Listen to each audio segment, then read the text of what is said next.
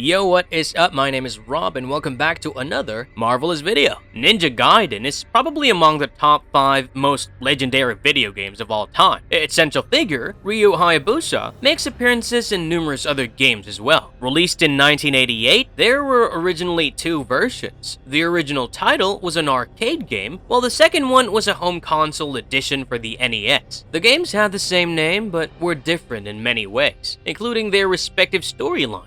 The arcade release was more of a beat-em-up style game, while the NES release was an action platform game. And while both versions were challenging enough, the NES version was especially notorious for its difficulty level. The arcade version may have come first, but most of the storyline had not been established yet. Even the ninja in the game did not have any name as such. It was only after the NES version debuted that we got to know his name was Ryu Hayabusa, and it was then that his story really started. Ninja Gaiden NES follows Ryu's story as he leaves for America to avenge his father's death, and while this is his primary goal, he eventually gets caught up in a massive conspiracy that threatens the whole world. The successive games continued Ryu's adventures and exploits. Since then, Ninja Gaiden has amassed a sensational status in the world of video games. Now that Ninja Gaiden Ragebound has been announced at the 2024 Video Game Awards, fans are excited to see the new addition to this popular franchise. And if you are new to the NES game, this is where you can learn about its history and lore. So let's get into it. Before we begin our explanation, we have a very small request. If you like our content, please support us by subscribing to our channel. This may be a small click for you, but for us, it means a lot. Thank you. Let's begin.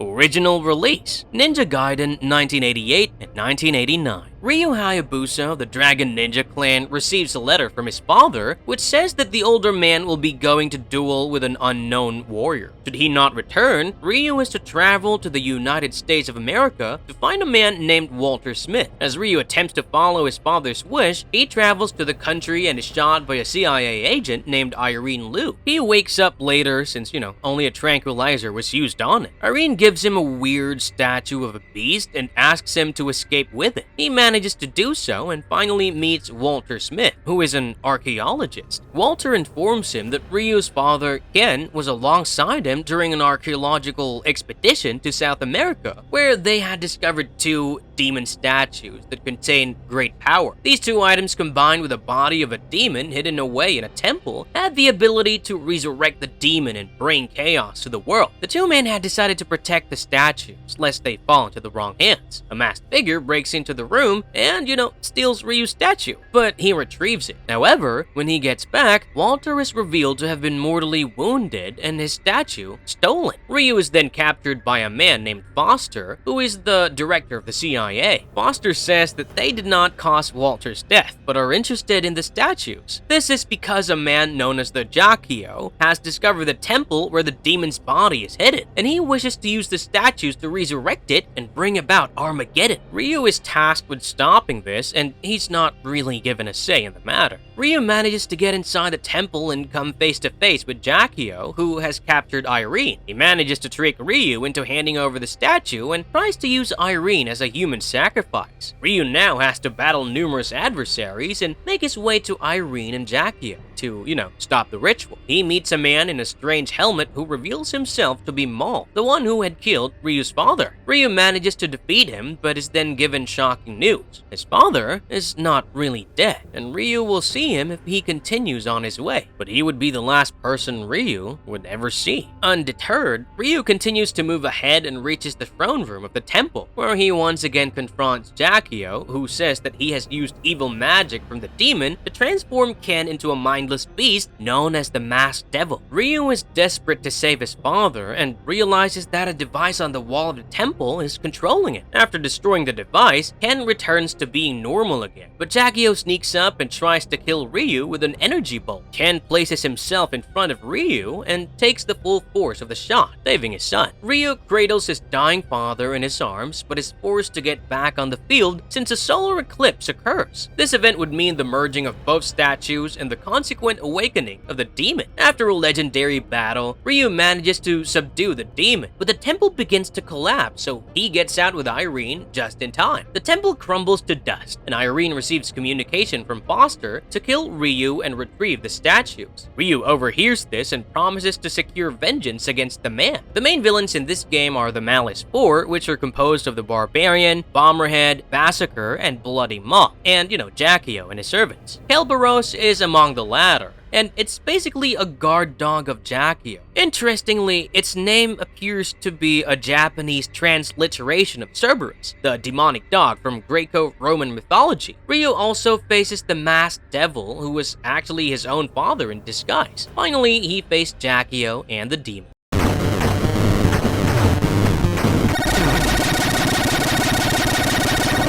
First sequel, Ninja Gaiden 2, The Dark Sword of Chaos, 1990. The events of this sequel happen 1 year after the conclusion of the events of the first game. An imposing and feared warlord named Ashtar receives intel that Jackio is dead, and he asks his servants to simply follow the plan, while envisioning a future where everyone answers to him. Elsewhere, Ryu is attacked by thugs and informed by an army officer that Irene has been kidnapped, and he can find her in the Tower of Lodja. Ryu sets out to this mysterious location and has to battle numerous foes along the way. He interrogates one of them and learns that they are all from the Army of Chaos. Ashtar is their leader, and he's waiting for Ryu at the tower. Ryu manages to reach the place and finds Irene, as well as Ashtar, who informs him that he intends to use a weapon known as the Dark Sword of Chaos. This will open the realm of chaos and unleash an army of demons who would help Ashtar in taking over the world. Robert, the army officer who had given Ryu the news about Irene earlier, appears and tries to help. But Ashtar stabs Irene with a sword and escapes with her. Robert explains that the military has been tracking Ashtar's movement and that the sword is made from the bone of a demon. Ryu now has to go through an underground maze to reach Ashtar and save Irene. He finds his way through the maze of darkness and battles visions of Irene crying out for his help. However, he finally manages to catch up with Ashtar and defeats him. But, the villain uses his last breath to send Irene and the Sword of Chaos into the other realm. Ryu promptly follows and finds Irene and Jackio. He was believed to have been dead after the events of the previous game, but as it turns out, he is alive. Jackio takes the sword and plans to fulfill Ashtar's objective and gets into a little something for himself as well. Ryu fights him once again, but when Jackio's blood touches the sword, it unleashes the full power held within it, reviving Jackio and transforming him into a mighty beast. Robert appears in the fight and seemingly sacrifices himself to buy Ryu some time, who then uses all his strength to defeat Jackio once and for all. Ryu faces a number of formidable enemies, such as the Chaos Tribesmen, who are loyal to Ashtar. Notable among them are Dando the Cursed, Baron Spider, Funky Dynamite, and Naga Sotuva. Other than them, Ryu of course faces Ashtar, Kerberos, and Jackio.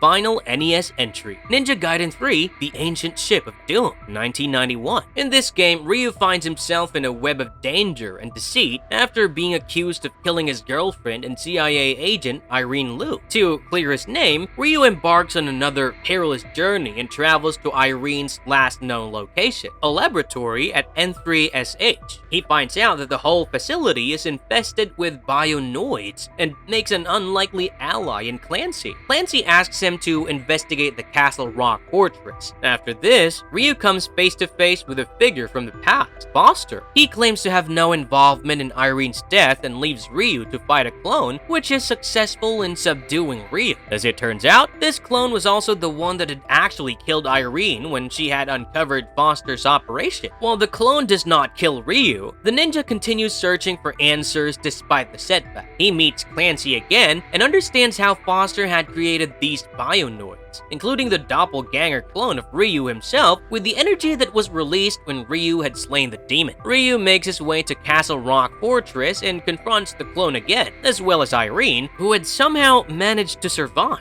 She had grouped with the military to stage a strike on Foster. This time, Ryu is also to destroy the clone. However, Clancy comes in to control the ruins and retreats through the trans-dimensional rift as Foster is killed in its way. Ryu chases after him, but leaves Irene behind, despite her insistence to, accompany. Within the trans-dimensional ruins, Ryu once again meets his doppelganger, who has been mutated from being at the brink of death and has become a super being. Ryu is warped to the lower levels of the ruins, where he faces faces a whole horde of monstrous creatures, and after a lengthy battle, he meets Clancy. He gets to know about the true nature of the Ruin, which is actually a super-dimensional warship. Clancy intends to use the enormous power of this device to reprogram the Earth, which will start with a genocide of humanity. Ryu engages in a final battle with Clancy. Their fight is as captivating as it is dangerous, and Ryu manages to successfully diminish the capacity of the warship until it finally crumbles to nothing. Ryu is safely warped back to normal dimensional space and reunites with Irene. In this sequel, a notable battle is fought between Ryu and the four great beasts: the Mantis Warrior, Night Diver, the Great Kogane, and the Sand Eater. Their primary job was to keep Ryu from entering the Castle Rock Fortress. Marvelous Verdict. Ragebound is the newest entry in the Ninja Gaiden series and will feature a return to the classic 2D style. It follows the story of Kenji Mozu, a new character who is Ryu's student and is left to watch over the village as the Master Ninja travels to America in the original style of the game. Moreover, Ninja Gaiden 4, announced on January 23rd, will see the return of Ryu with a character named Yakumo. While it is not clear which timelines these two new releases will follow, one thing is for sure: gamers are excited. It is obvious that the games will follow different details as time goes on, and to go into the depth of every release would be an arduous task. But hey, at least if you were new to the franchise, now you have some background. What are your expectations from the new titles? Let us know in the comments below, and thanks for stopping by. Now that's the end of our video. If you liked our content, don't forget to leave a like and subscribe to our channel if you haven't already. Have a good one, be safe. Thanks everyone.